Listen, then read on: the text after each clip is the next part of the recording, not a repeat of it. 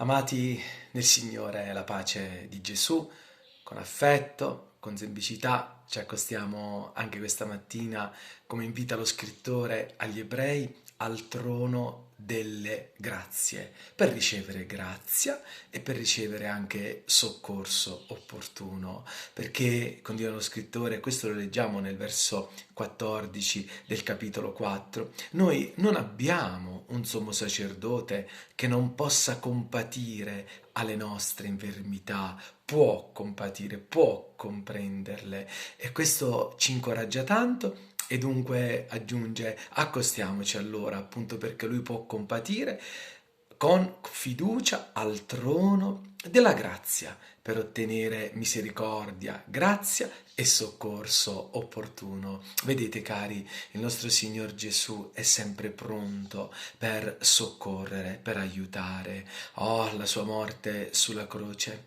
le sue braccia allargate fanno comprendere che c'è posto per tutti nel suo grande ed infinito cuore rotto per noi da quella lancia di quel soldato. E dunque noi non abbiamo, invita lo scrittore a riflettere su questo, un sommo sacerdote che non può comprendere, ma può comprendere, anzi, figuriamoci, oh, è venuto incontro alla nostra umanità e ci ha dimostrato che anche lui ha passato tante prove, difficoltà e ci ha incoraggiato così ad avvicinarci tutti quanti a lui. San Pietro al riguardo in modo incisivo, vedete come dice, ora lo leggiamo anche questo, ed è nel capitolo 5 della prima epistola, dal verso 7, e dice gettate su di lui tutta la vostra sollecitudine, che vuol dire ansia, preoccupazioni, bisogni. Gettate su di lui tutta la vostra sollecitudine, perché?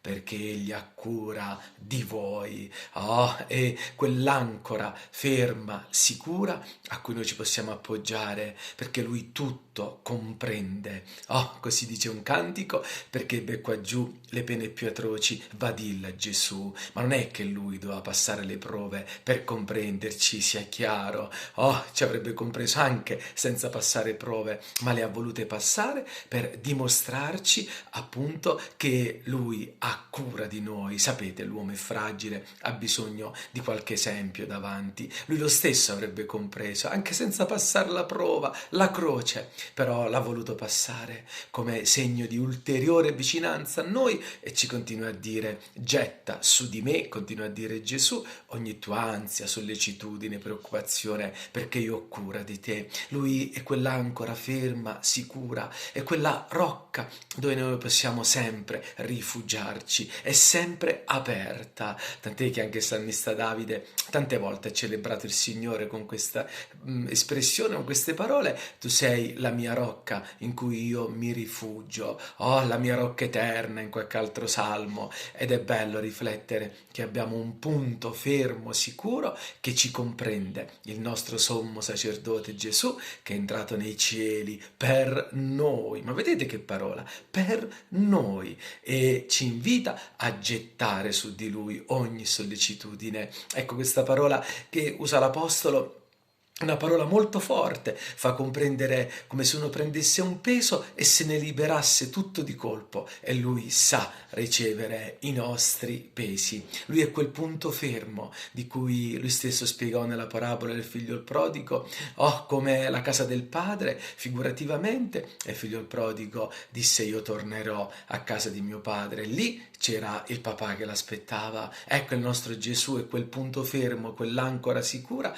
che aspetta a tutti. E concludiamo ricordando i tanti che nella sua missione terrena si avvicinavano, chi è bisognoso di un modo, chi in un altro, tutti trovavano in Gesù di più di quello che chiedevano e cercavano. Oh, è bella questa espressione, la usa anche San Paolo negli Efesi, che lui ci dà di più di quello che cerchiamo, pensiamo e chiediamo, e aggiunge a lui sia la gloria eternamente. E anche noi condividiamo questo pensiero e diamo gloria in questo giorno a lui. La pace di Gesù, coraggio.